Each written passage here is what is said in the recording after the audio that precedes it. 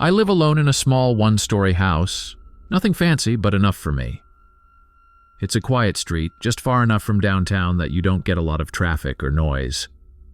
My neighbors are friendly enough, but we don't hang out much. Last Halloween, though, was different. It started off normal enough.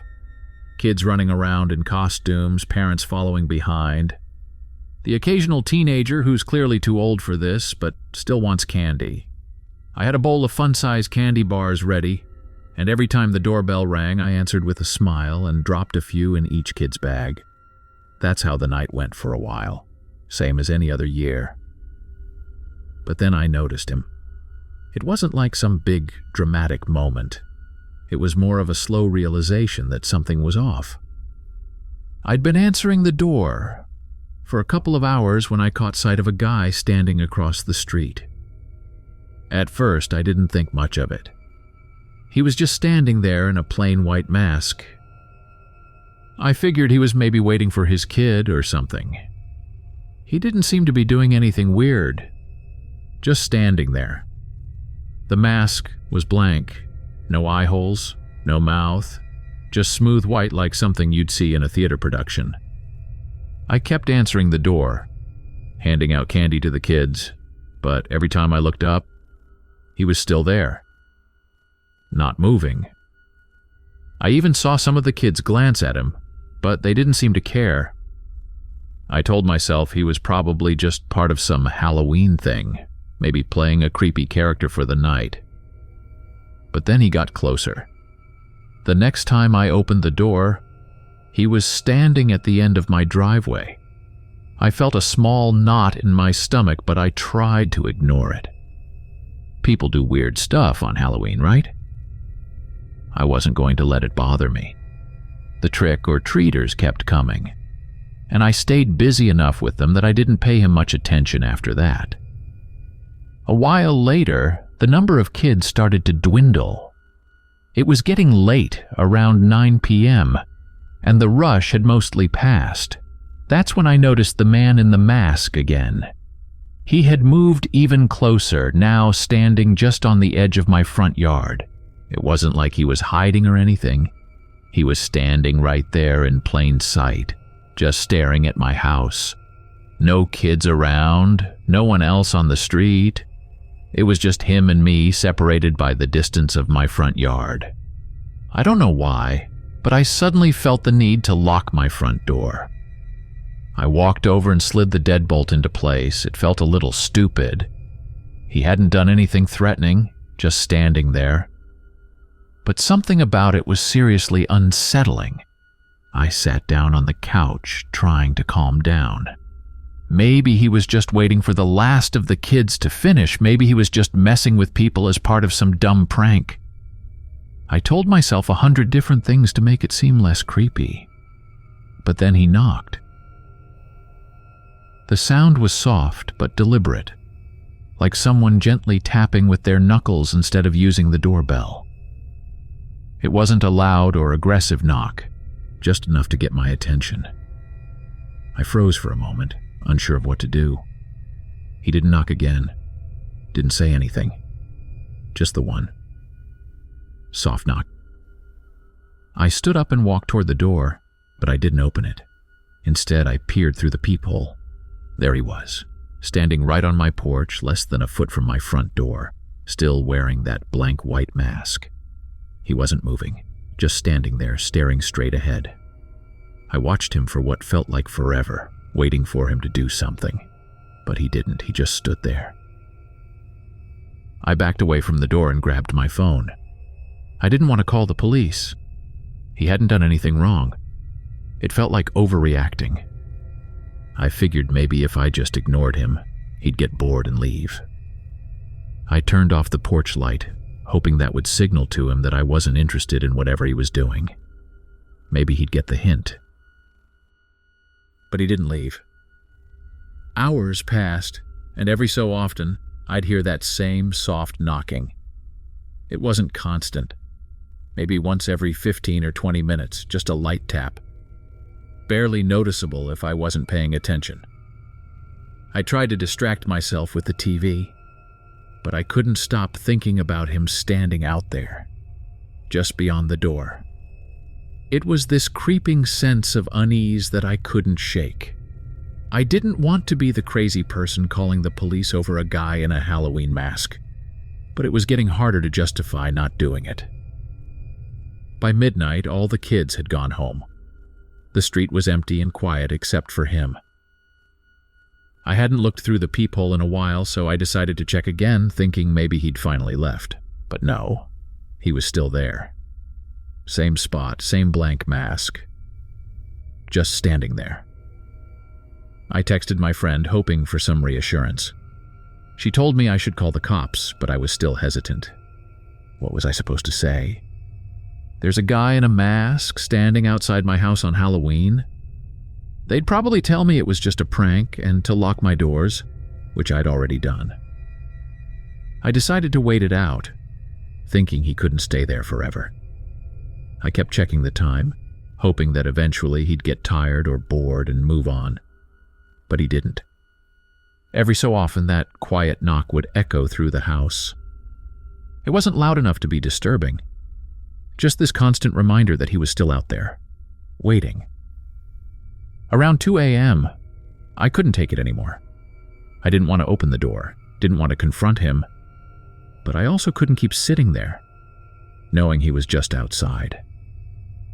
I grabbed a kitchen knife, not that I thought I'd actually use it, but it made me feel a little better. Then I went to the front door and shouted through the wood, telling him to leave. I stood there, waiting for some kind of response, but there was nothing. No knock, no sound, just silence. I looked through the peephole again, and to my relief, he was gone. The porch was empty. I couldn't see him anywhere on the street. Finally, I thought, it was over. I sat back down on the couch, still holding the knife, feeling a little ridiculous, but also relieved. I stayed up the rest of the night, too wired to sleep. I kept waiting for him to come back, but he didn't. The next morning, I finally allowed myself to relax. It was over. He was gone, and Halloween was behind me. But when I stepped outside to grab the newspaper, I saw something that sent a chill down my spine. Lying on the ground right in front of my door was the white mask. It was just sitting there, as if he had left it for me as some kind of twisted souvenir. I stared at it for a long time, not sure what to do. Finally, I picked it up and tossed it in the trash, hoping that would be the end of it. I didn't tell anyone about what happened. It felt too bizarre, too random to explain. Who would believe me?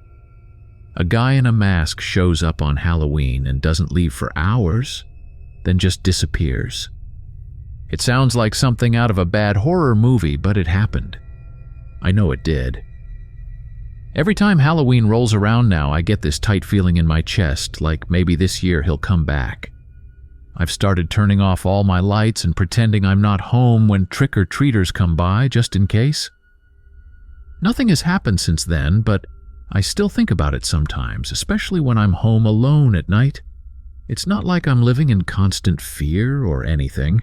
Most of the time, I'm fine. But every now and then, I'll hear a soft knock on the door, and my heart skips a beat before I realize it's just a delivery or a neighbor stopping by. I don't know who he was or what he wanted. And maybe that's the scariest part. There was no reason for it, no explanation. Just a guy in a blank white mask, standing outside my house for hours, knocking softly, and then leaving without a word. I've tried to rationalize it 100 different ways, but none of them make sense. Sometimes things just happen, I guess. Things you can't explain. Things that stay with you long after they're over. I threw out the mask, but I can't throw out the feeling it left behind. I was driving home late from a Halloween event in Minneapolis last year. It was one of those annual Halloween festivals downtown, full of people dressed up, bars packed with costumed crowds, and everyone letting loose. I wasn't really in the mood to be out for long, so I left around 11 p.m., I had parked a little way off in a quieter area to avoid paying for the expensive downtown parking garages. By the time I was ready to leave, the streets had started to clear out, but the energy was still buzzing around the city. I drove a 2004 Honda Accord, nothing fancy, but reliable enough for the drives I usually took. The streets were relatively empty as I navigated out of the downtown area, heading toward the suburbs where I lived. The air was chilly. It was one of those crisp late October nights that made you feel winter was just around the corner. The roads were quiet once I hit the outskirts of the city, and I started to relax a little, thinking about how I'd unwind when I got home. I took one of the longer routes back to avoid the freeway. Not sure why, I think I just wanted to drive a bit. It was a 2-lane highway, one of those roads that gets little traffic late at night. It was mostly surrounded by woods and stretches of farmland here and there. There were hardly any street lights, so it felt pretty isolated, but I didn't mind it at first. Driving on those roads late at night can feel peaceful, even if a little eerie.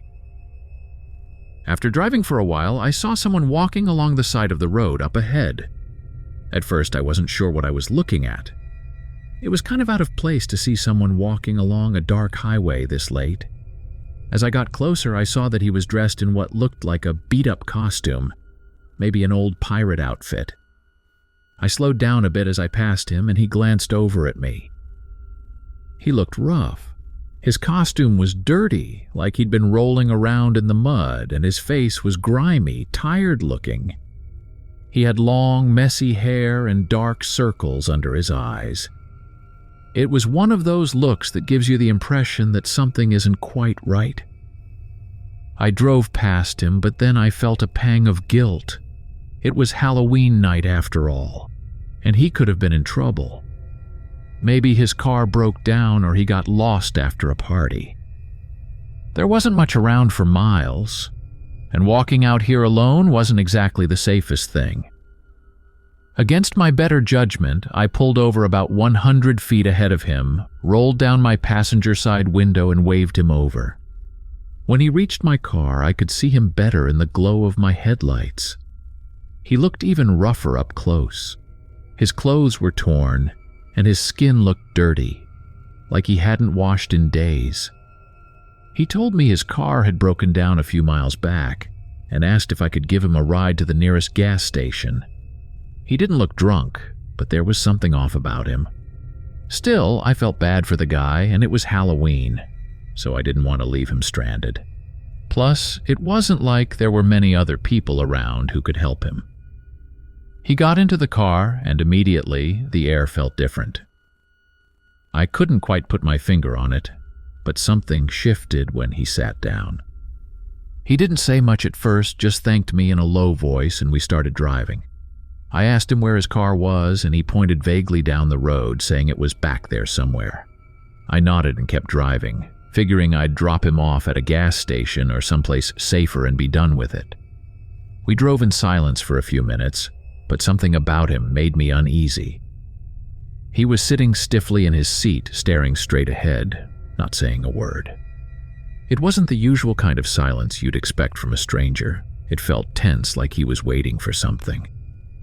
I kept trying to make small talk to cut through the tension, asking him basic questions like what kind of car he had and what happened. But his answers were vague and mumbled, like he wasn't really paying attention.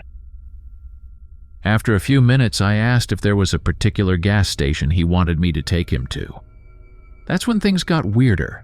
He turned to me, looked me straight in the eyes, and said there wasn't a gas station around here that would be open this late. That struck me as odd because while it was late, there were definitely a few 24-hour places around. I offered to look one up on my phone, but he just stared at me for a moment before saying it wasn't necessary. He said something about how he knew the area well and how there wasn't much point in stopping at any of the places nearby. The more we talked, the more uncomfortable I got. His stories didn't add up. He couldn't seem to describe where exactly his car was or how long he had been walking. He kept changing the details when I pressed him on it, like he was making things up as he went along. My gut was screaming at me that something wasn't right. I started thinking about how far I was from home, how empty the roads were, and how no one knew I'd picked this guy up. I glanced over at him again, trying not to be obvious about it, and that's when I noticed something that made my stomach drop. His hands were resting in his lap, and one of them was partially hidden under his jacket, but I could see enough to realize he was holding something. Something that looked like the handle of a knife. My heart started racing. I couldn't believe I hadn't noticed it before. It was like everything suddenly clicked into place, and I realized I'd made a huge mistake. I was alone in the middle of nowhere, with this stranger who had a weapon, and I had no idea what his intentions were. I tried to stay calm, not wanting to make any sudden movements that might set him off. I told him I needed to stop for gas, making up some excuse about my own tank running low, even though it was nearly full. I tried to sound casual, like it was no big deal, hoping he wouldn't see through the lie. But as soon as I mentioned stopping, he tensed up. He turned to look at me again, and this time, there was something cold in his eyes. He told me we didn't need to stop, that we could keep going and figure things out later. His voice was calm, but there was something in the way he said it that made my skin crawl. I knew I had to get out of this situation, but I didn't want to panic. My mind was racing, trying to come up with a plan. Then it hit me. I could crash the car. Not a full-on crash that would cause serious damage, but enough to jolt him and give me a chance to get away. I kept driving for a bit longer, waiting for the right moment, and then I saw it. A bend in the road with a thick cluster of trees lining the side. Without warning, I jerked the wheel hard to the right, aiming for a small tree just off the shoulder. The car veered off the road and slammed into the tree with enough force to send us both lurching forward. The airbags didn't deploy, but it was enough of a hit to knock the wind out of both of us. For a split second, everything was chaos. The sound of the car crashing, the jolt of the impact, the screech of metal against wood. But as soon as the car stopped, I unbuckled my seatbelt and bolted out the door, not even waiting to see how he reacted. I could hear him cursing behind me, but I didn't look back. I just ran. I sprinted toward the tree line, my heart pounding in my chest. I didn't know where I was going or how far I needed to run, but I knew I had to get away from him. The woods were thick and it was hard to see where I was going in the dark, but I didn't stop. My legs were burning, my breath coming in ragged gasps, but I kept running, hoping to put as much distance between us as possible. After what felt like an eternity, I finally slowed down and hid behind a large tree, trying to catch my breath. I crouched down, listening for any sound of him following me, but all I could hear was the wind rustling through the branches and the distant hum of the highway. I stayed there for what felt like hours, too afraid to move, until I was sure he wasn't coming after me. Eventually, I worked up the courage to head back toward the road. My car was still there, smashed into the tree, but there was no sign of the hitchhiker. I grabbed my phone from the car and called 911, trying to stay calm as I explained what had happened. The police arrived after what felt like forever, and they searched the area, but they didn't find him. He had disappeared into the night, leaving me with nothing but the wrecked car and a story that sounded insane. The cops took my statement and gave me a ride back home, but they didn't seem too hopeful about finding the guy. They said it was possible he was just some drifter, someone who'd been looking for a ride and nothing more, but I knew better. I could still see the look in his eyes, the way he gripped that knife under his jacket. I'd been lucky to get away. It was last Halloween, and my friends and I decided to hit up a carnival that was happening on the edge of town. We live in Fort Collins, Colorado, and the carnival was one of those pop-up things that come to town every year around October. It wasn't some big deal or anything. Just the usual rides, food stands, and games. We thought it would be fun to goof around and see what it was all about. It wasn't like we had any better plans, and we were all too old to trick or treat anyway. We were seniors in high school, so hanging out at the carnival seemed like the perfect way to waste a night. There were 5 of us: me, Josh, Claire, Luke, and Emily. We'd all been friends for years, so we spent a lot of time together, especially on weekends. We arrived at the carnival around 7 p.m. and spent the next few hours riding the Ferris wheel, eating funnel cakes, and just doing typical carnival stuff. The atmosphere was fun, with people in costumes everywhere and the whole place lit up by those bright, colorful lights that make everything feel a little surreal. It was packed with families and groups of teenagers like us. Everyone just having a good time. It wasn't until around 10 p.m. that things started to die down. The carnival was closing soon, and most of the families had already cleared out. We were still hanging around, not really ready to head home yet. So we decided to walk back instead of calling for rides or taking the bus. It wasn't a long walk, about 20 minutes or so, but it was dark, and the route took us through some quieter streets. The carnival was set up in an empty lot near an old industrial area that wasn't used much anymore. We figured we could cut through the back streets and make it to the main road pretty quickly.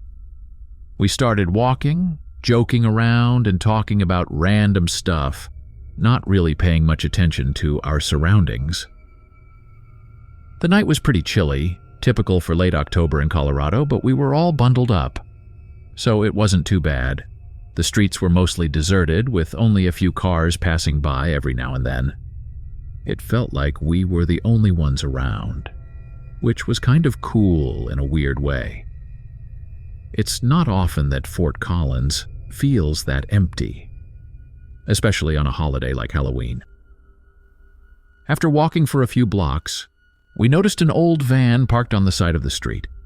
It was one of those beat-up, creepy-looking vans that you'd expect to see in a horror movie. Rusted, faded paint and no windows in the back. We made a few jokes about it as we passed, not thinking much of it at the time. But as we kept walking, I realized that the van had started moving.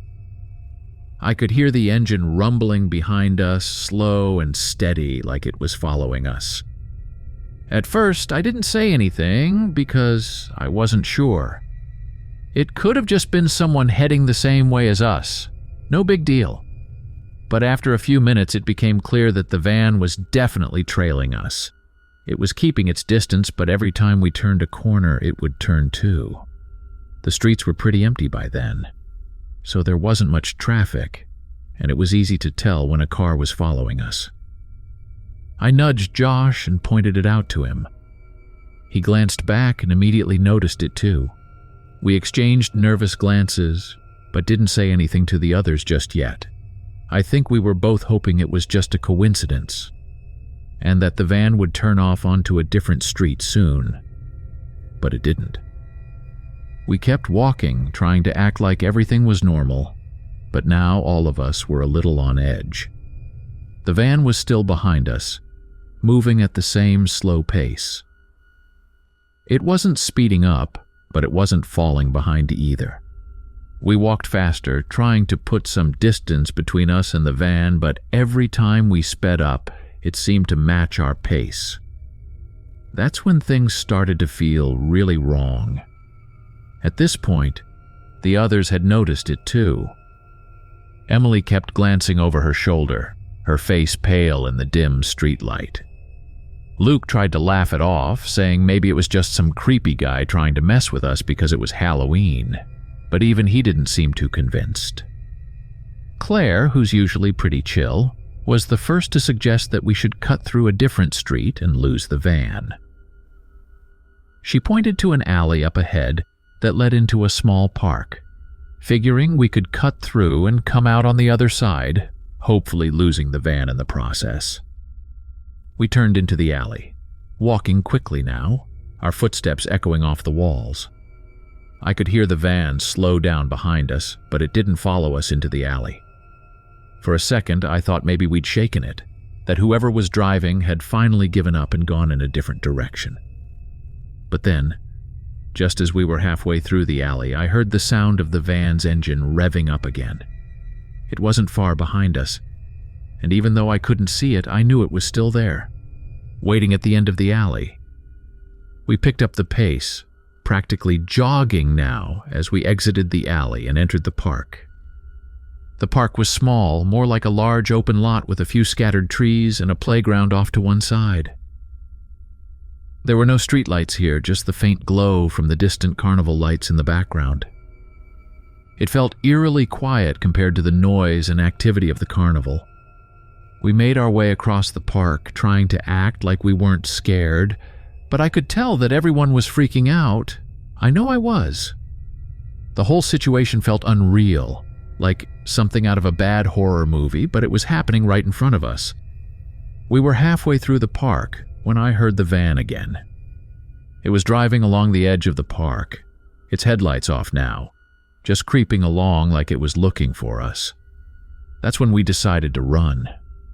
I don't know who started it. Maybe it was me. Maybe it was Josh. But suddenly, we were all sprinting across the park, trying to make it to the other side where there were more houses and street lights.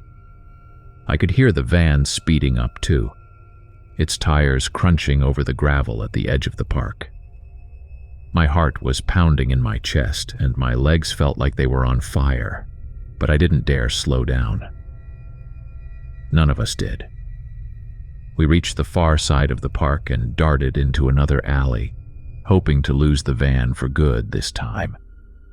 We could hear it roaring behind us, but we didn't stop.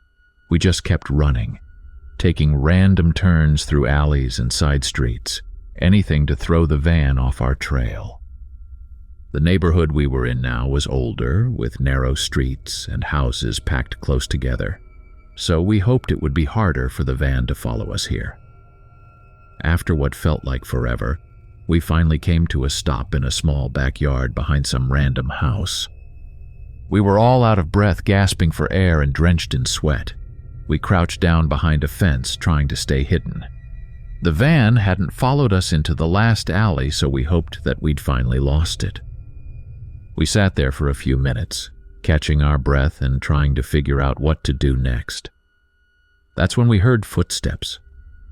They were slow and deliberate, coming from the other side of the fence.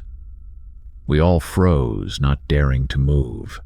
The footsteps stopped for a moment, and then we heard the sound of something scraping against the fence, like someone was dragging a hand along the wood. My heart was in my throat as I crouched there, waiting for whatever was going to happen next. The footsteps started again, moving slowly along the fence until they faded into the distance. None of us moved for a long time, too scared to even breathe. After what felt like an eternity, we finally decided to peek over the fence. The street was empty. No van, no footsteps, nothing. It was like whoever had been following us had just disappeared into thin air. We didn't stick around to find out if they were coming back. We bolted out of the backyard and made a beeline for the main road, staying in the open this time where there were more streetlights and people around. We didn't stop running until we reached a gas station a few blocks away. The lights were bright, and there were a couple of cars parked in the lot, which made us feel a little safer. We hung around the gas station for a while, trying to figure out what the hell had just happened. None of us could explain it. Who was in that van? Why had they been following us? And why had they stopped when we ducked into that backyard? We didn't have any answers, and honestly, we didn't want to stick around to find out. Eventually, we called for rides and went our separate ways, all of us still rattled by what had happened. I didn't sleep much that night. Every time I closed my eyes, I kept hearing those footsteps, and the sound of the van's engine creeping behind us. We never reported it to the police. I think we were all too scared to admit how real it had been. It was easier to just pretend it hadn't happened, to chalk it up to some freak Halloween experience and move on. But even now, whenever I walk home at night, I can't help but look over my shoulder, half expecting to see that old van creeping up behind me again. I work the late shift at a 24-hour gas station on the outskirts of Chicago. It's not exactly the most exciting job, but it pays the bills, and for the most part, the night shift is quiet.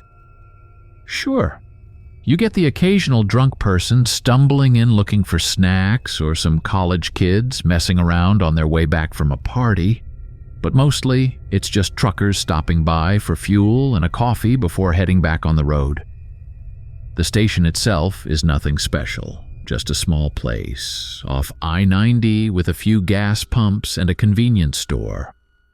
We're not close to anything major, just some warehouses and industrial buildings that stay empty most of the night. It's a pretty isolated spot, which I guess is why I've always felt kind of uneasy working there. There's something about being alone in the middle of the night that just gets to you after a while. The hours between 2 and 4 a.m. are the worst. That's when the silence feels heaviest. No cars on the road, no customers coming in. Just me, the hum of the refrigerators, and the fluorescent lights buzzing overhead.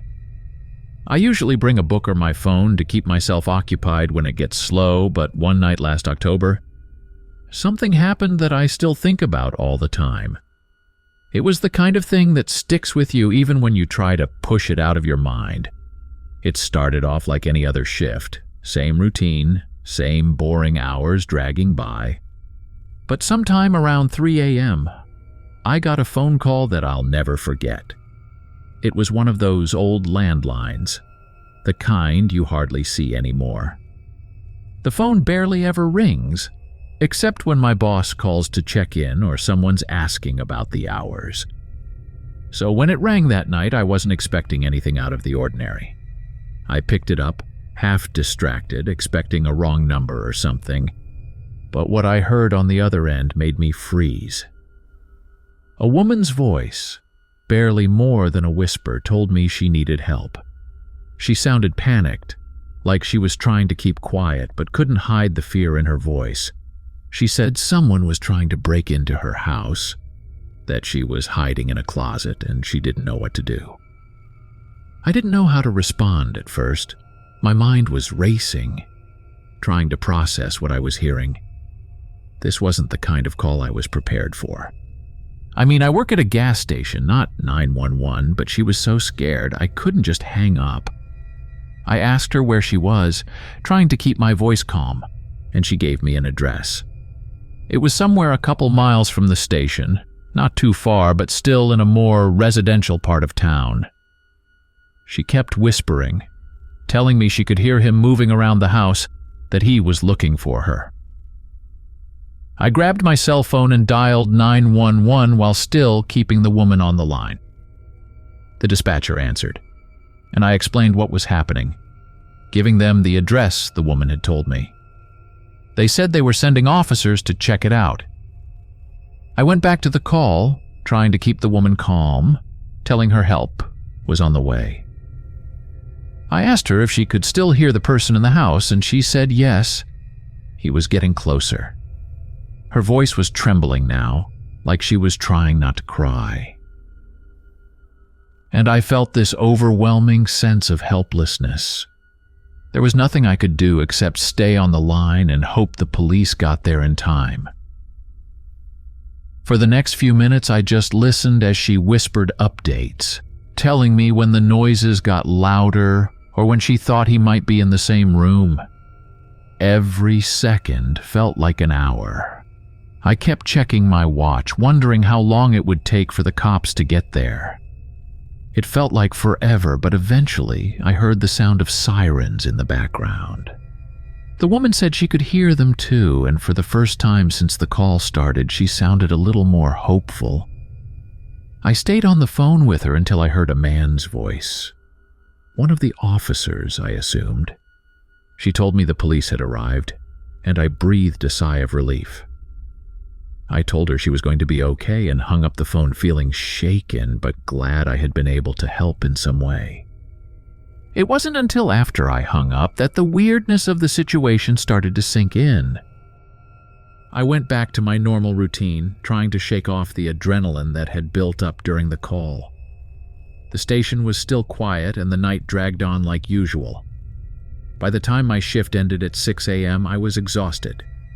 I drove home, crawled into bed, and slept for a few hours before waking up in the early afternoon. I couldn't stop thinking about that call, though. It replayed in my head over and over. I wanted to know what had happened to the woman, if the police had caught the guy who broke in, if she was okay, but I didn't have any way of finding out. A few days passed and I was back at work again. It was another late shift, and things were just as quiet as usual. I was halfway through my shift when the phone rang again. I picked it up, and my heart sank when I heard the same woman's voice on the other end. She sounded just as scared as before, whispering that someone was trying to get into her house again. It felt like déjà vu, but worse. Because this time I knew how terrified she was and how helpless I felt listening to her. I asked her for the address again, and this time she gave me a different one somewhere across town. I grabbed my cell phone, called 911 again, and explained the situation to the dispatcher. They said they'd send officers to the new address right away. I went back to the call, trying to keep the woman calm, but something felt off. The fear in her voice was the same. The way she whispered, the way she described the noises. It was all exactly the same as before. I asked her if she could still hear the person moving around the house, and she said yes. But the way she said it, something about it felt wrong. It was like she was reading from a script, like she was repeating the same lines from the first call. My mind started racing again, trying to make sense of it. Was this some kind of prank? But who would go to the trouble of calling a gas station clerk in the middle of the night, just to pull a prank like this? The sirens came again, and just like the first time, the woman said she could hear them. She sounded relieved, but now I wasn't sure what to believe. I stayed on the phone until I heard the officers arrive, then I hung up, feeling uneasy. Something wasn't adding up. The addresses were different, but everything else about the calls had been the same. Too similar. I couldn't shake the feeling that something was seriously wrong. I didn't tell anyone about the second call.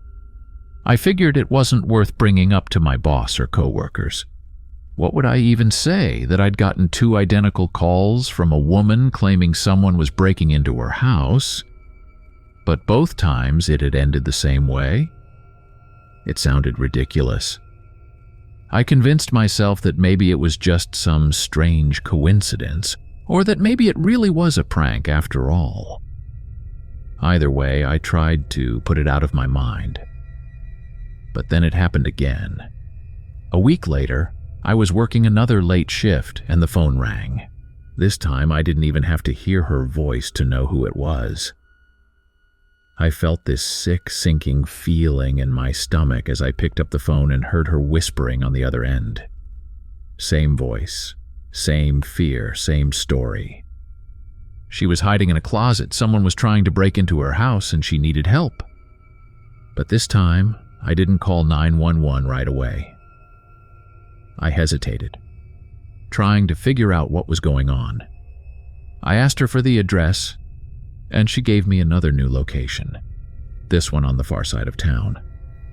I went through the motions of comforting her, telling her to stay calm, but inside, I was freaking out. I didn't know what to do. It was like I was caught in some twisted loop, and no matter what I did, I couldn't escape it. I called 911 again, but I felt stupid doing it. I knew what the outcome would be. The cops would show up, and the house would be empty just like before. But I couldn't just ignore her call either. What if this time it was real? What if she really did need help? The sirens came again, and just like before, she said she could hear them. The whole thing played out exactly the same way, like some kind of nightmare I couldn't wake up from. When I hung up the phone, I felt sick. I didn't know what to believe anymore. After that, the call stopped. I didn't hear from the woman again, and for a while, things went back to normal. But I couldn't shake the feeling that something was still wrong. I started looking over my shoulder more often, locking the doors to the gas station earlier than usual, and just generally feeling more paranoid. Every time the phone rang, I felt a jolt of anxiety, expecting it to be her again. But it never was. I was walking home late after a Halloween party in Seattle last year. The party was fun, but it dragged on way longer than I expected, and I started feeling tired. I didn't really know a lot of people there, so I figured I'd call it a night early. It was around midnight when I left the party and decided to walk home instead of calling a ride. It wasn't too far, about a 25-minute walk, and I figured the fresh air would help clear my head after all the noise and drinks. I don't live in a bad part of town, and Seattle's not usually dangerous, but walking alone at night can still feel a little eerie. The neighborhood I live in, Ballard, is generally safe and quiet. It's a mix of older houses, small apartment buildings, and a few bars and restaurants sprinkled around. At night, especially on Halloween, it tends to be busy with people stumbling around in costumes or heading home after parties. But as I walked that night, it was quieter than I expected. I guess most people were either still out at the bars or already at home. I had my headphones in, listening to some music to make the walk go by faster. But I kept the volume low enough that I could still hear what was going on around me. I don't know why, but I've always felt better having some background noise when I walk alone at night. It keeps me calm, makes everything feel less ominous. The streets were mostly empty, just the occasional car driving by. Every now and then, I'd see someone walking on the opposite side of the street, but no one got too close. I felt safe enough, just eager to get home. I was cutting through one of the quieter side streets when I noticed someone behind me. At first, I didn't pay much attention. It wasn't uncommon to run into other people walking home at that hour, especially on Halloween. But after a few minutes, I realized that whoever was behind me wasn't gaining on me or passing by. They were just staying back, walking at the same pace. I glanced over my shoulder, trying not to make it too obvious, and saw a guy in a dark hoodie a little ways behind me. I didn't recognize him, but it was dark, and he had his hood up, so it wasn't easy to tell much about him. I turned back around and kept walking, trying to stay calm. People walk the same direction all the time, right? No big deal. Still, I couldn't help but feel a bit uneasy. I adjusted my pace slightly, speeding up just a little to see if maybe I could create some distance. After a few more steps, I glanced back again. He had sped up too. That's when the tension started to build. I could feel my heart rate pick up, and I tried to remind myself that it was probably just a coincidence. Maybe he was just another guy heading home, taking the same route I was. But then again, why hadn't he passed me by now? I wasn't walking that fast. I made a quick decision to cross the street, thinking, maybe I'd feel better if there was some space between us. I crossed over to the other side, keeping my pace steady, trying not to look like I was panicking even though my nerves were starting to spike. For a few seconds, I thought maybe I'd been overreacting. But then I heard footsteps echoing from behind me again. He had crossed the street too. At this point, I was really starting to feel anxious. I pulled out one of my earbuds and tucked it in my pocket, listening more closely to the sounds around me. The guy was definitely still behind me, keeping pace, not speeding up or slowing down, just matching me step for step. I kept walking, trying to think of what to do. There weren't many people around, and the houses on this street were mostly dark. If something happened, it wasn't like there would be a lot of witnesses or anyone to help me. I decided to take a few random turns, just to see if maybe he was heading somewhere else and would finally veer off. I turned down a street I don't usually take, a quieter road lined with old trees that blocked most of the streetlights. It was darker, but I figured maybe I'd lose him that way. I picked up my pace again, walking faster now, almost at a jog. I didn't dare look back this time, too afraid of what I'd see. But then I heard it. His footsteps quickened too. He was still behind me. Panic really started to set in then. I knew he was following me. It wasn't just in my head anymore. I felt like I was being hunted, and the worst part was, I didn't know what his intentions were. I had no idea what he wanted, if he was just trying to scare me or if he was planning something worse. I pulled out my phone and tried to look up the nearest police station, but my hands were shaking and I was having trouble focusing. I kept moving, taking more random turns, trying to lose him. At one point, I thought I'd shaken him off. I didn't hear his footsteps anymore, and when I glanced back, the street was empty. I let out a breath of relief, thinking maybe I'd finally lost him. But as I turned the next corner, there he was, standing at the end of the block, staring right at me. He hadn't been behind me anymore because he had taken a different route, cutting me off. I froze for a second, my mind racing. He was still standing there, not moving, just watching me. The street was too empty for comfort, and there wasn't anyone else around. I didn't know what to do. If I should run, scream, or just keep walking like nothing was wrong. I didn't want to provoke him, but I also didn't want to just stand there and wait for him to make the next move. I decided to walk, forcing myself to keep calm even though every instinct was telling me to bolt. As I passed him, I could feel his eyes on me the whole time. He didn't say anything, didn't make a sound, just watched me. I walked past him, my heart hammering in my chest, and for a brief moment, I thought maybe that was it. Maybe he was just trying to scare me, and now he'd let me go. But as soon as I was a few steps ahead of him, I heard the footsteps again. This time faster, closer. He was following me, and now he was closing the gap. I didn't hesitate this time. I broke into a full-on sprint, running as fast as I could down the street. I could hear his footsteps pounding behind me, matching my pace. I didn't look back, too afraid of how close he might be. I just kept running, my lungs burning and my legs aching, praying that I'd find anyone who could help. The neighborhood was still quiet, the houses dark. I could see a few porch lights in the distance, but it didn't seem like anyone was home.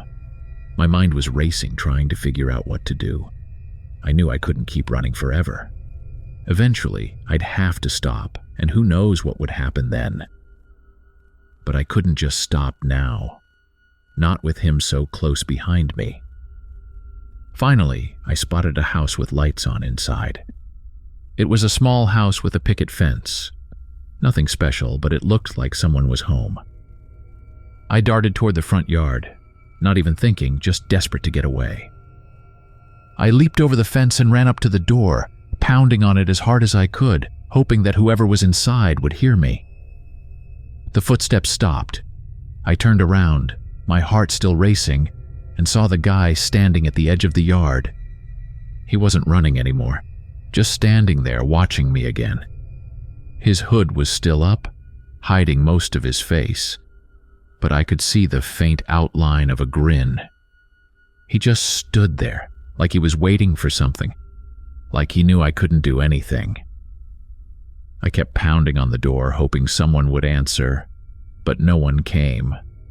I didn't know what to do. I was trapped between the door and the guy standing at the edge of the yard. I felt like a caged animal, and the worst part was he knew it. He wasn't in any hurry.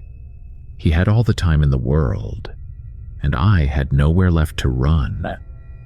We stared at each other for what felt like an eternity, the only sound being my ragged breathing and the distant hum of the city. I don't know why, but eventually he just turned around and walked away. No rush, no urgency, just like that. He was gone.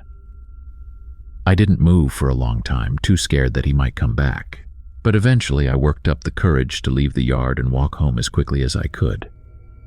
I didn't sleep that night. Every time I closed my eyes, I kept thinking I'd hear those footsteps again, that he'd be outside my window or waiting for me at the end of the street. But he never showed up again, at least not that I know of. I don't know what he wanted or why he was following me, and honestly, I don't want to know. All I know is that something about that night felt wrong in a way I can't explain. I travel a lot for work, usually to small towns across the Midwest that no one's ever really heard of. My job isn't glamorous or exciting, but it pays well enough and keeps me busy. I'm in sales, and I spend a lot of my time driving between different cities, meeting clients, and staying in cheap motels along the way. It's not exactly what I dreamed of doing when I was younger, but it's routine now. I've been doing it long enough that I've gotten used to the long stretches of highway, the endless chain restaurants, and the isolation that comes with spending so many nights alone in unfamiliar places. Last fall, I was on a trip that took me to southern Indiana. I'd been driving for most of the day, making a couple of stops along the way for work, and by the time evening rolled around, I was exhausted. I pulled into this small town called Madison, a quiet place on the Ohio River. It was pretty late, and I didn't feel like driving any further, so I decided to find a place to stay for the night. There weren't a lot of options, just a couple of motels along the main road, and I ended up choosing this run-down-looking place on the outskirts of town. It was the kind of motel you've seen 1,000 times. An old neon sign, cracked pavement in the parking lot, and a handful of rooms that hadn't been updated in decades. It wasn't the worst place I'd ever stayed, but it definitely wasn't the best either. Still, it was cheap, and all I needed was a bed for the night. I parked the car and walked into the office. The front desk clerk was this older guy, probably in his late 50s or early 60s, with a weathered face and deep lines around his eyes. He didn't say much, just asked for my ID and handed me a key after I paid for the room. There was something about the way he watched me that made me a little uncomfortable. It wasn't like he was unfriendly, but there was a weird intensity in his eyes, like he was sizing me up or something. I brushed it off as me being tired and overthinking things. I'd been on the road for too long that day, and I just wanted to get to my room and crash. My room was at the far end of the motel, away from the office and other rooms. I walked over, unlocked the door, and stepped inside. The room was about what I expected. Dim lighting, faded floral bedspread, and that stale smell you get in places that haven't been aired out in a while. It wasn't great, but it would do for the night. I threw my bag on the bed, kicked off my shoes, and sat down for a few minutes just to relax. After a bit, I decided to take a shower before going to bed. The bathroom was small and a little grimy, but I've stayed in worse places. I turned on the water and let it run for a few minutes until it got hot. As I was about to step into the shower, I heard this creaking sound outside the bathroom, like someone walking slowly down the hallway. It didn't sound like it was coming from the room next door. It sounded like it was right outside my door. I froze for a second, listening. The sound stopped and everything went quiet again. I figured it was just the old building settling, or maybe someone from one of the other rooms heading outside. The walls were thin and sounds carried easily. I shrugged it off and stepped into the shower, letting the hot water wash away the tiredness from the day. When I finished, I dried off, pulled on some old sweatpants, and lay down on the bed. I flipped through the channels on the old TV for a while, not really watching anything in particular, just trying to unwind. Eventually, I turned it off and lay there in the dark, staring up at the ceiling, waiting for sleep to come. I must have dozed off at some point because the next thing I knew, I was waking up in the middle of the night. It was one of those disorienting moments where you wake up and don't know where you are at first. The room was pitch black, and it took me a few seconds to remember that I was in a motel in the middle of nowhere. That's when I heard it again. The creaking sound, like someone walking slowly outside my room. It was louder this time, more distinct. I held my breath, listening. The sound was coming from just outside my door, and it wasn't going away. It was this slow, deliberate creaking, like someone was pacing back and forth along the length of the hallway. I sat up in bed, my heart starting to race. I tried to tell myself it was just another guest, someone who couldn't sleep and was walking around outside. But it didn't feel right. It was too slow, too measured, like whoever was out there was taking their time. Almost like they were trying to be quiet but weren't doing a great job of it. I got out of bed and crept over to the door. The room was still dark, and I didn't want to turn on the lights in case whoever was out there saw the glow under the door. I stood there for a minute listening to the footsteps. They were still there, moving back and forth outside. I thought about opening the door, but something held me back. I didn't know why, but the idea of opening the door made me feel sick with dread. I backed away from the door and sat down on the bed again, my mind racing. I couldn't figure out what to do. The sounds outside kept going, slow and steady, like they were taunting me, daring me to open the door and look. I reached for my phone, but the battery was dead. Typical. I cursed under my breath and sat there in the dark, listening to the creaking until finally it stopped. The silence that followed was worse. It was like the absence of sound made the room feel smaller, more suffocating. I stayed frozen on the bed, straining to hear anything, but all I got was more silence. After what felt like forever, I convinced myself it was nothing. Just some weirdo walking around in the middle of the night. Maybe they were drunk or high, or just lost and trying to find their room. I tried to let it go. Eventually, I managed to fall back asleep, but it wasn't peaceful. I kept waking up every hour or so, listening for the sound of footsteps, but they didn't come back. The rest of the night passed without incident, and when I woke up the next morning, it felt like a bad dream, like maybe I'd imagined the whole thing. I got dressed, packed my bag, and headed to the office to check out. The front desk clerk was there again, the same old guy with the weathered face. He gave me a strange look when I handed him the key, like he remembered me from the night before but didn't say anything. I thought about asking him if anyone else had been walking around last night, but I didn't want to sound paranoid. So I just left, got in my car and drove off, feeling a little unsettled but glad to be getting out of there. For the rest of the day, I couldn't shake the weird feeling that something had been off about that night. It wasn't just the footsteps. It was the whole place. The way the clerk had looked at me, the way the room felt wrong, like there was something there that I couldn't see but could sense. I kept thinking about it as I drove to my next destination, but I didn't have any answers. Later that night, I checked into a different motel in another small town. This one a little nicer, but still nothing special. I went through the same routine, shower, TV, bed. But this time I couldn't sleep. Every little sound made me jump. The pipes creaking in the walls, the wind outside, even the hum of the air conditioner, it all felt like something was lurking just out of sight. I kept thinking about those footsteps outside my room the night before, the slow, deliberate pacing.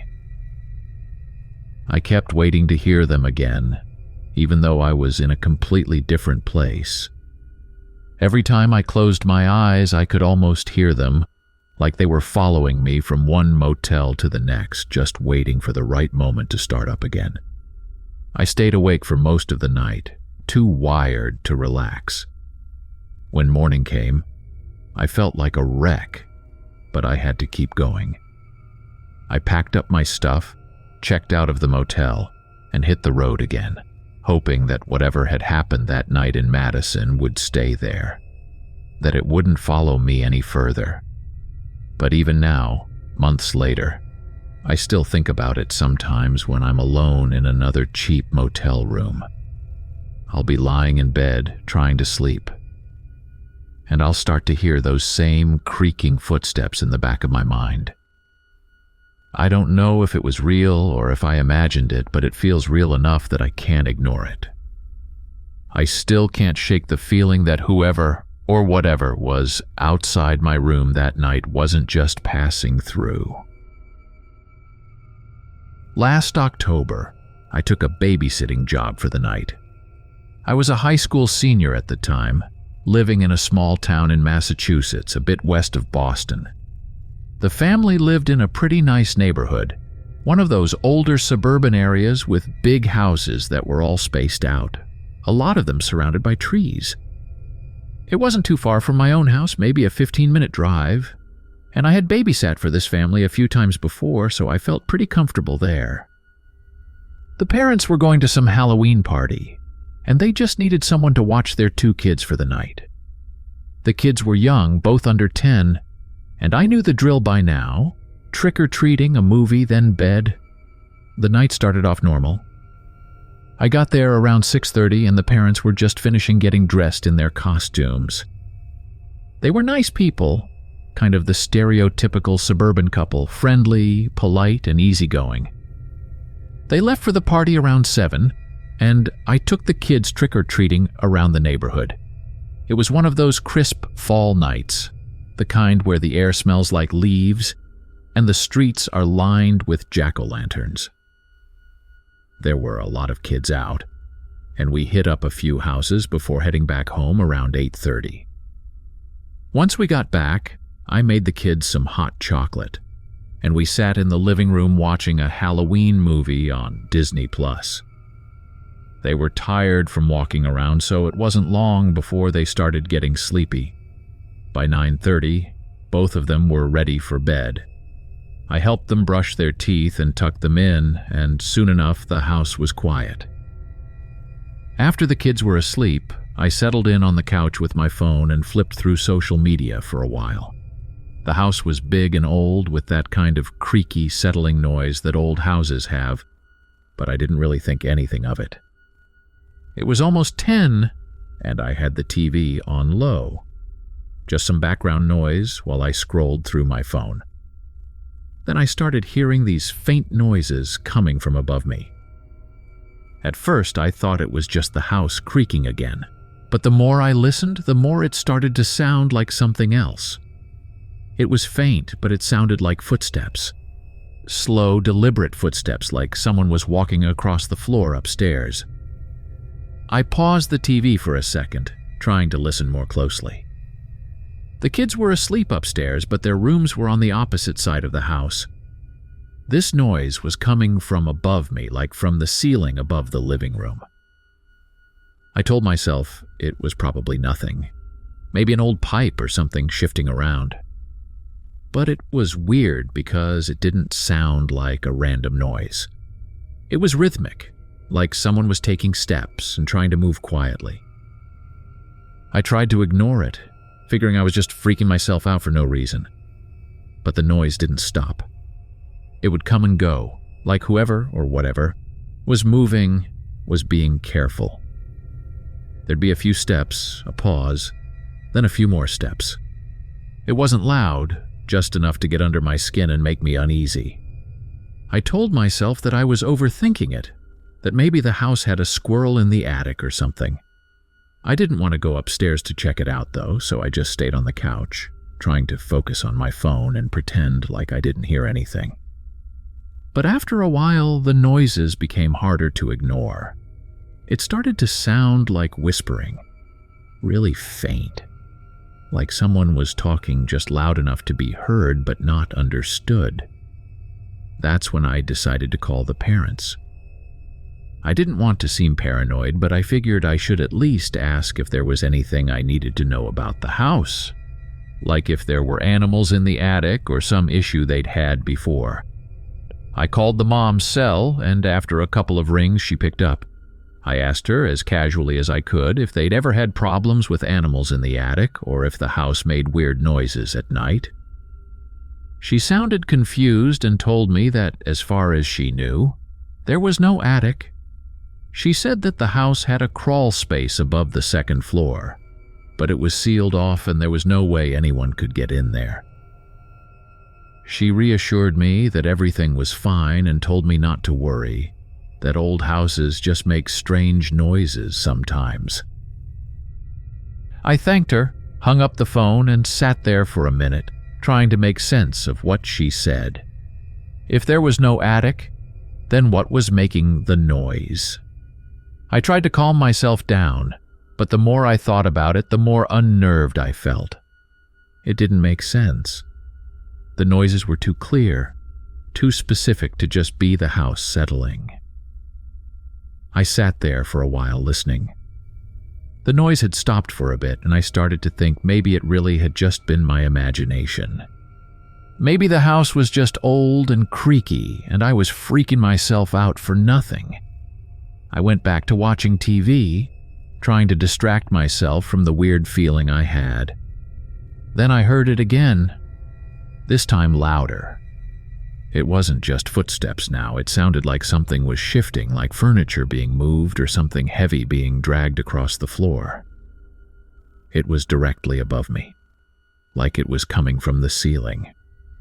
I stood up, my heart racing.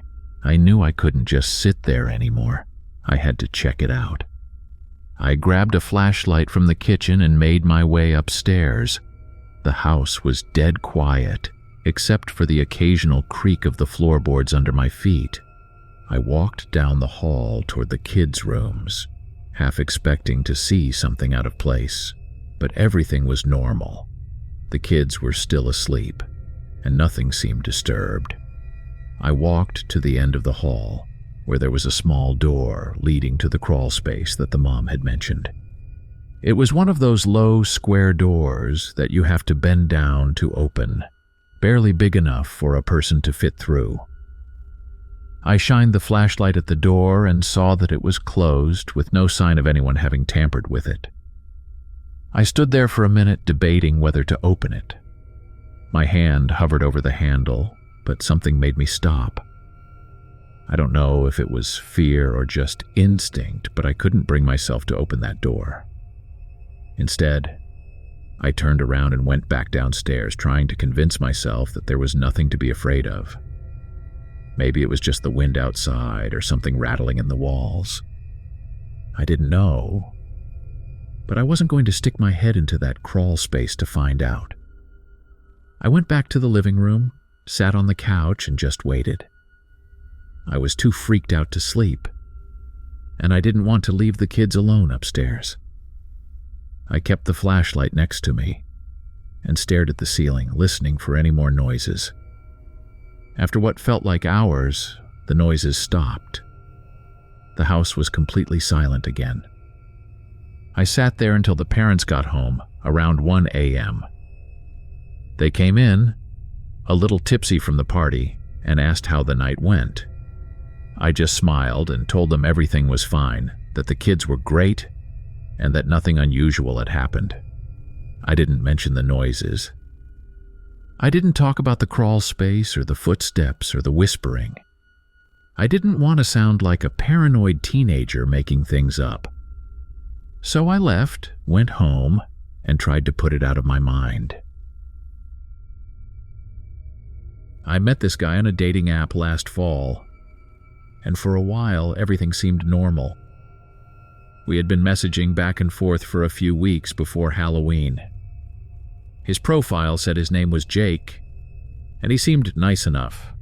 Pretty standard stuff for a dating app. He was good looking, had a few decent photos, and we talked about typical things: work, hobbies, favorite movies.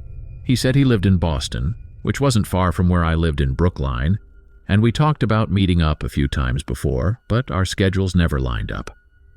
It wasn't until around Halloween that we finally decided to meet up. He suggested we grab drinks at this bar in downtown Boston, a spot that was popular but not overly crowded on weeknights. It seemed like a safe choice, somewhere public and easy to get to. I agreed, feeling a little nervous but mostly excited. Meeting someone from a dating app always has that bit of anxiety attached to it, but I felt like I had talked to him long enough to feel comfortable. Nothing about our conversations had set off any red flags, and he seemed pretty normal, at least through text. The night we met, I got to the bar a little early, maybe 10 minutes or so. I sat at the bar and ordered a drink while I waited for him. I was halfway through my cocktail when I saw him walk in. He looked like his pictures, which was a relief. Same dark hair, tall, clean cut. He smiled when he saw me and came over to introduce himself. We talked for a bit, the usual small talk, nothing deep. He wasn't overly charming, but he seemed polite enough. There was something a little off about his demeanor, though. Not anything I could immediately put my finger on, but it was more like the vibe was just slightly off. I chalked it up to first date nerves, and we kept talking. The conversation was fine, but he started saying some weird things here and there, little comments that didn't really fit. He'd mention things about the neighborhood, or specific details about the bar that were oddly specific for someone who claimed they hadn't been there before. He also made some offhand remarks about places in my area, which I hadn't told him much about, just that I lived in Brookline. I started feeling uncomfortable, but I didn't want to overthink it. Maybe he had just been to the area before and remembered more than he let on. I wasn't sure, but it didn't sit right with me. After about an hour, I decided it was time to head home. I made up an excuse about having to get up early for work and said I needed to go. He offered to walk me to my car, but I declined. I was parked just a couple of blocks away, and I figured it was better to leave things as they were and not extend the evening any longer. He didn't push the issue, just smiled and said he'd text me later. I left the bar and started walking back to my car. It was a cool October night and the streets weren't too crowded. I had parked in one of the lots a few blocks away, and as I walked, I started thinking more about the night. Something about Jake had just felt wrong, even though I couldn't quite explain why. I tried to shake it off, telling myself that maybe I was overreacting. Not every date goes perfectly, and not everyone clicks right away. As I was walking, I heard a car engine behind me. I didn't think much of it at first. Cars pass by all the time, especially in the city. But then the car slowed down as it got closer. I glanced over my shoulder and saw a familiar car driving slowly behind me. It was Jake's car. I hadn't paid much attention when he arrived at the bar, but I remembered seeing him pull up in this dark sedan. He didn't stop or say anything, just drove slowly behind me for a few seconds. I kept walking, trying to stay calm. I wasn't too far from my car now, and the street was still fairly well lit. But the fact that he was driving behind me after I had already said goodnight made my stomach drop. I picked up my pace a little, trying to act like I hadn't noticed him. After a minute or so, the car sped up and passed me. I watched as he drove ahead and turned the corner at the end of the block. I let out a breath feeling relieved that he had driven off. I told myself it was just a coincidence, that maybe he was leaving the bar the same time I was and had to drive down the same street. It was possible, right? I tried to convince myself that it didn't mean anything. I got to my car, got in, and started driving home. I lived about 15 minutes away from the bar, so it wasn't a long drive. But as I got closer to my apartment, I couldn't shake the feeling that I wasn't alone. I kept glancing in my rearview mirror, half expecting to see Jake's car following me again. But every time I checked, the street behind me was empty. I started to relax a little, feeling silly for being so paranoid. I pulled into the parking lot of my apartment building and parked my car. My building was a small, older place, nothing fancy, with about 10 units in total. The lot wasn't very big, but there were a few other cars parked there. I got out of my car, grabbed my bag, and started walking toward the entrance. That's when I saw it.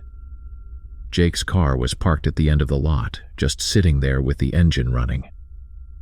I froze for a second, my mind racing. How had he found my apartment?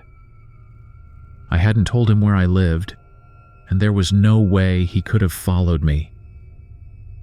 I had been checking my rearview mirror the whole time, and he wasn't behind me. My heart started pounding as I stood there, trying to figure out what to do. I couldn't just stand there in the parking lot, so I started walking toward the building, hoping he wouldn't do anything. I glanced over my shoulder as I reached the door, and I saw him sitting in his car, watching me. He wasn't trying to hide it. He just sat there, staring at me with this blank expression on his face. I fumbled with my keys, trying to unlock the door as quickly as I could. My hands were shaking, and it took me a few tries to get the key into the lock. I finally got the door open and rushed inside, locking it behind me. I stood there for a minute, trying to catch my breath. I didn't know what to do. Should I call the police? What would I even tell them? That a guy I met on a dating app was sitting in his car outside my apartment? It didn't seem like enough for them to do anything. But I was scared, more scared than I'd been in a long time. I went up to my apartment and locked the door behind me. I looked out the window, trying to see if Jake was still in the parking lot. His car was gone. I didn't know if he had left or just moved somewhere else, but I couldn't see him anymore. I closed the blinds and sat down on the couch, trying to calm myself down. I told myself that maybe I was overreacting again, that maybe it was just a weird coincidence, and he had parked in the same lot, by accident. But deep down, I knew that wasn't true. I didn't sleep much that night. I kept checking my phone, waiting to see if Jake would text me, but he never did. The next day, I blocked his number and deleted the app. I didn't want to take any chances. For a while, I was jumpy every time I left my apartment. I'd check the parking lot every time I came home, half expecting to see his car there again. But after a few weeks, nothing happened, and I started to relax. I told myself that maybe he had just been weirded out by the date, that maybe he wasn't stalking me or trying to follow me. Maybe it was all in my head. But then something happened that made me realize it wasn't just paranoia. A few weeks later, I got a notification from the dating app. It was an email saying that someone had tried to log into my account from a different device. The email said that if it wasn't me, I should change my password immediately. I hadn't logged into the app since that night, so I knew it wasn't me. I quickly changed my password and deleted the app for good. That's when I started thinking about how Jake had known so much about my neighborhood, about places near my apartment that I hadn't mentioned. I started wondering if he had somehow hacked into my account or if he had been watching me for longer than I realized. The thought made my skin crawl. I haven't been on a dating app since. I can't bring myself to trust anyone I meet online anymore. Maybe that's an overreaction. but I can't shake the feeling that I was lucky nothing worse happened. I don't know what Jake's intentions were that night, but I'm glad I didn't stick around to find out. A few years ago, me and a group of friends decided to go camping for Halloween weekend. We were all juniors in college at the time, and it seemed like the perfect way to get out of the city and do something different. We went to a spot we'd camped at a few times before. Deep Creek Lake in Maryland. It's a big lake surrounded by miles of forest, with campgrounds scattered all around. We had been there a few times in the past, but always during the summer when it was busier. This time it was late October, and the place was much quieter than usual. There were 5 of us: me, my best friend Tyler, his girlfriend Jess, my roommate Matt, and a girl from our class named Amanda who had tagged along. We packed up our cars with tents, sleeping bags, food, and a cooler full of drinks, planning to spend the weekend out there. It wasn't too far from school, just a few hours' drive, and we figured we could relax, have some fun, and enjoy the fall weather before it got too cold. We arrived at the campsite in the late afternoon.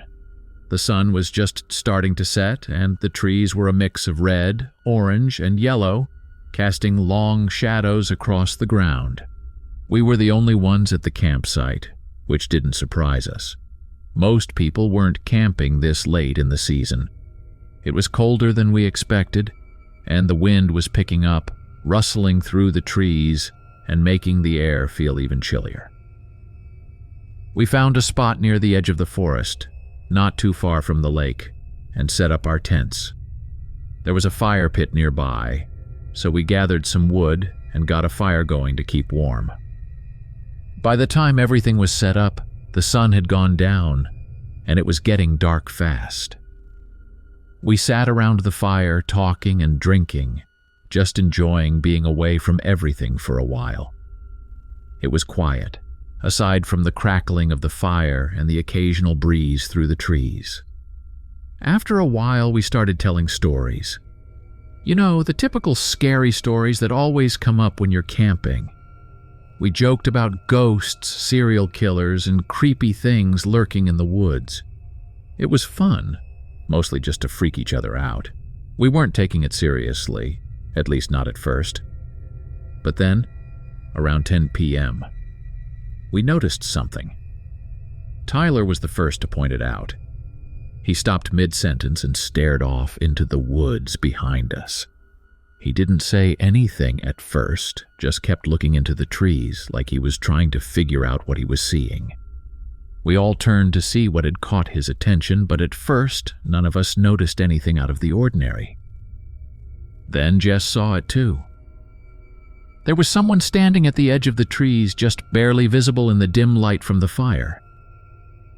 At first, I thought it might have been a trick of the light, maybe a shadow or something. But the longer I stared, the clearer it became. There was definitely someone standing there, just outside the reach of the firelight, watching us. It wasn't one of those moments where you scream or panic. We were all kind of stunned, not really sure what to do. The person, whoever it was, wasn't moving. They were just standing there, completely still. I couldn't make out any details, just the outline of their figure against the dark trees. It looked like they were wearing some kind of dark jacket or hoodie, but I couldn't see their face. They were too far away, and the shadows made it impossible to make out anything clearly. We all just sat there for a minute, not saying anything, just staring. Finally, Tyler called out, asking who it was. No response. The figure didn't move, didn't say anything, just stood there. Tyler called out again, louder this time, but still nothing. At this point, we were starting to get freaked out. Whoever it was didn't seem like they were just passing by or lost. They were standing there on purpose, watching us. Tyler got up from his seat by the fire, and that's when the figure finally moved. They stepped back into the shadows, disappearing into the darkness of the forest. We all stood up then, looking around, trying to see where they had gone, but there was nothing. Just the trees and the darkness beyond. For a few minutes, we just stood there, trying to figure out what had just happened. We debated whether to go look for the person, but none of us really wanted to go wandering into the woods at night. It was too dark and we didn't have any weapons or anything. So we decided to stay by the fire, keeping it going and hoping that whoever it was would just leave us alone. The mood had definitely changed after that. None of us were in the mood for scary stories anymore. We all sat closer to the fire, talking in low voices, keeping an eye on the trees around us. Every little sound, every crack of a branch or rustle of leaves made us jump. It felt like the forest had come alive around us, like we weren't alone anymore. About an hour later, just when we were starting to calm down a little, we heard something. It was faint at first, like a soft crunching sound coming from the direction of the lake. We all went quiet, listening. The sound got louder, like someone was walking along the shore, their footsteps crunching on the gravel and rocks. It wasn't close, but it was definitely getting closer. Tyler grabbed a flashlight from his bag and shined it toward the lake. The beam of light cut through the darkness, but we didn't see anything at first. Then, just for a second, we caught a glimpse of movement near the water. Something darting out of the light before we could see what it was. Tyler kept the flashlight trained on the spot, but there was nothing there now. Just the stillness of the lake and the trees. We all stood there, tense, waiting to see if something else would happen. The footsteps had stopped, and the only sound was the wind and the crackling of the fire. We decided to head back to the tents after that, figuring it was better to be inside than sitting out in the open by the fire. We put out the fire, packed up our stuff, and went to our tents. I shared a tent with Matt while Tyler and Jess had their own, and Amanda was in a tent by herself. Once we were inside the tents, it got quiet again. I could hear Matt breathing next to me and the sound of the wind outside, but that was it. No more footsteps, no more strange noises. I tried to tell myself that it was probably just some local messing with us. Maybe someone who lived nearby and thought it would be funny to scare a bunch of college kids camping out in the woods. But I couldn't shake the feeling that something was wrong. I lay there in the dark, staring up at the top of the tent, listening for any sound outside. For a while, there was nothing. Then, sometime in the middle of the night, I heard it again. Footsteps, soft but steady, moving around the campsite. They were slow, deliberate, like someone was walking in a circle around the tents. I couldn't tell how many people there were. It could have been one person, or it could have been more, but they were close enough that I could hear every step. I didn't move, didn't say anything. I just lay there, listening, hoping that whoever it was would go away. The footsteps circled the tents for what felt like forever, then stopped. There was silence for a long time, and I thought maybe it was over. Maybe they had finally left. But then I heard something that made my blood run cold. It was the sound of someone unzipping a tent. Not my tent, but one of the others. I couldn't tell which one, but the sound was unmistakable. I held my breath, straining to hear what would happen next. There was a long pause, then the sound of the tent being zipped back up. I heard footsteps again, this time moving away from the campsite, getting fainter until they disappeared into the distance. I didn't sleep for the rest of the night. I just lay there, waiting for the sun to come up, listening to every little sound outside the tent. When morning finally came, I crawled out of the tent, exhausted and on edge. The others were already up, sitting around the remains of the fire, looking as tired and shaken as I felt. No one said much at first, just exchanged nervous glances. Eventually, Tyler spoke up and asked if anyone had heard anything during the night. We all nodded, and I told them about the footsteps and the tent unzipping. Amanda went pale when I mentioned the tent. She said that in the middle of the night, she had woken up and thought she saw someone standing outside her tent. She thought it was just her imagination, but now she wasn't so sure. She hadn't said anything at the time because she didn't want to scare anyone, but now it seemed like we had all heard or seen something.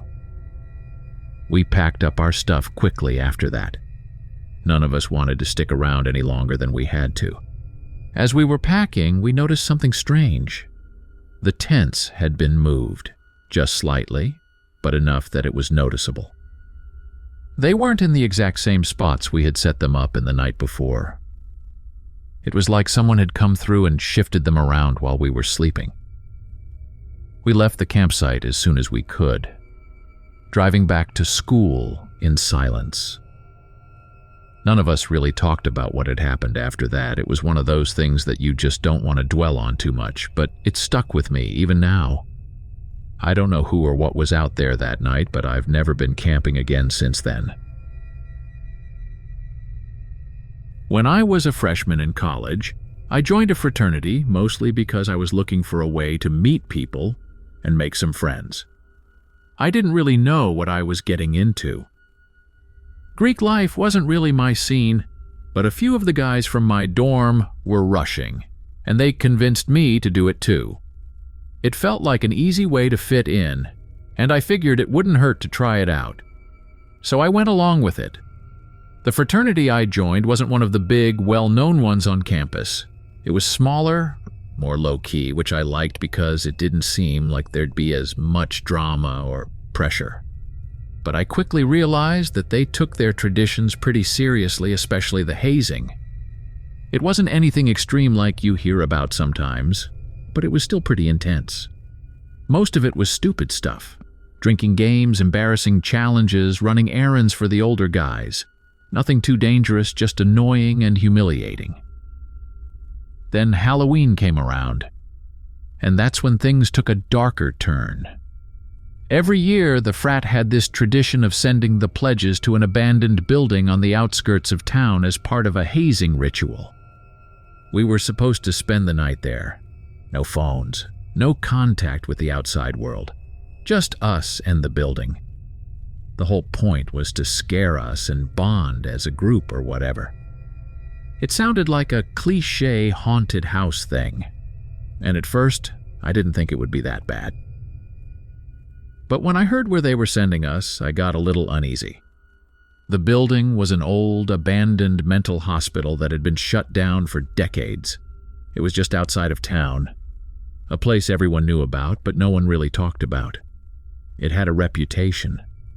People said it was haunted, that weird things happened there, but I didn't believe in any of that.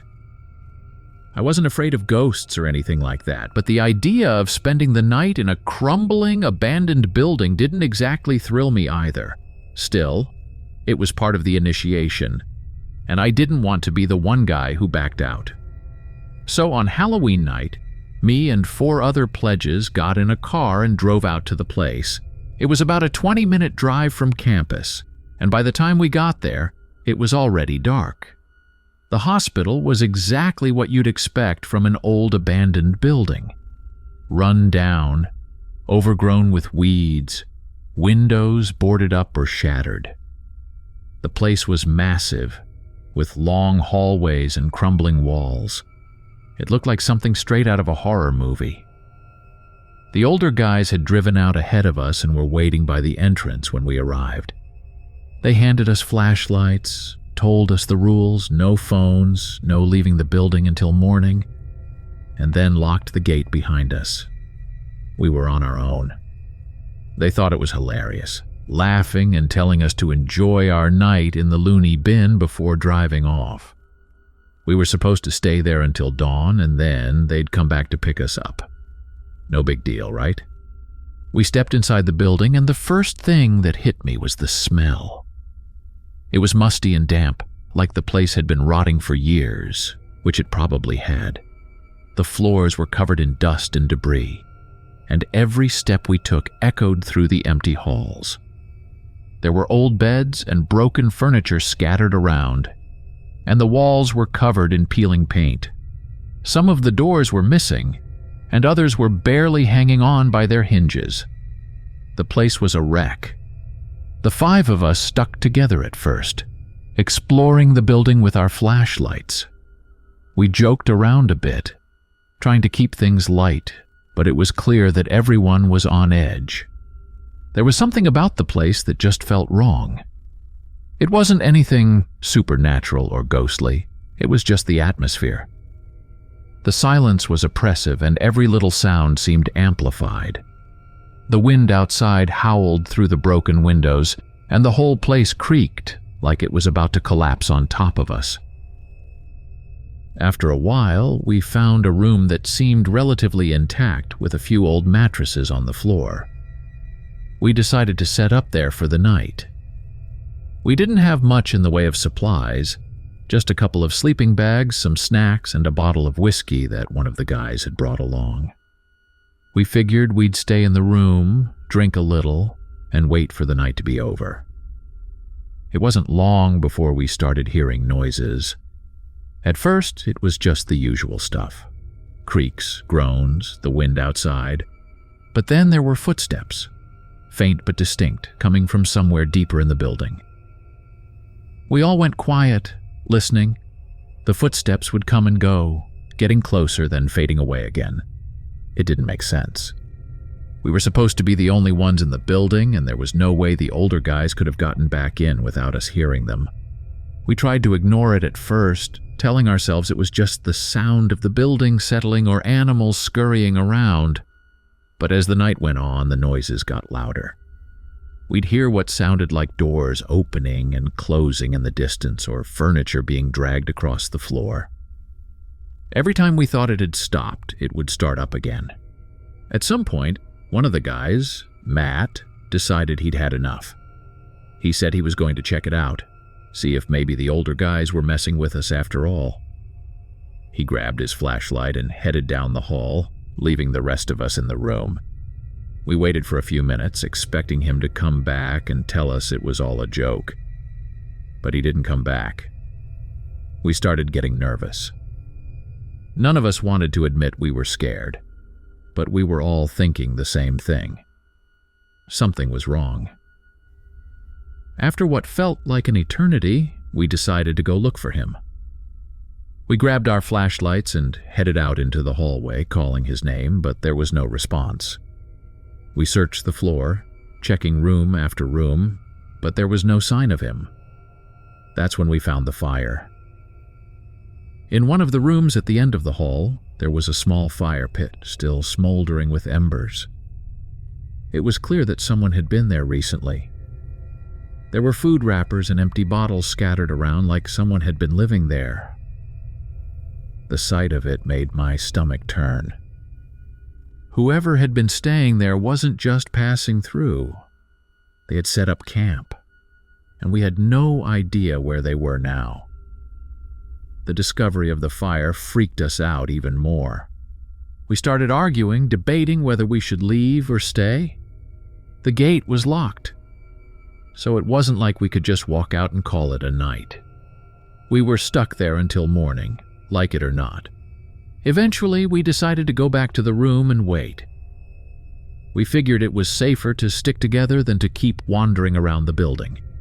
We barricaded the door with some of the old furniture we found and huddled together in the middle of the room, keeping our flashlights on and trying to stay awake. Every little noise made us jump, but we didn't hear the footsteps again. It was like whoever, or whatever, had been moving around had stopped. After what felt like the longest night of my life, the first light of dawn started to creep through the cracks in the boarded-up windows. We hadn't slept at all. When the sun finally came up, we packed up our stuff and waited for the older guys to come back. They showed up a little after 7 a.m., laughing and joking like they had no idea what had happened. We didn't tell them about the fire or the noises. We just wanted to get the hell out of there. As we were leaving, I couldn't help but glance back at the building. It looked the same as it had when we arrived, old, broken down, empty, but now I knew better. It wasn't empty. Thank you for watching. If you found these stories gripping, don't forget to subscribe for more spine-tingling content. For another hair-raising tale, check out our suggested video. And if you're hungry for more eerie encounters, dive into our playlist featuring similar chilling narratives.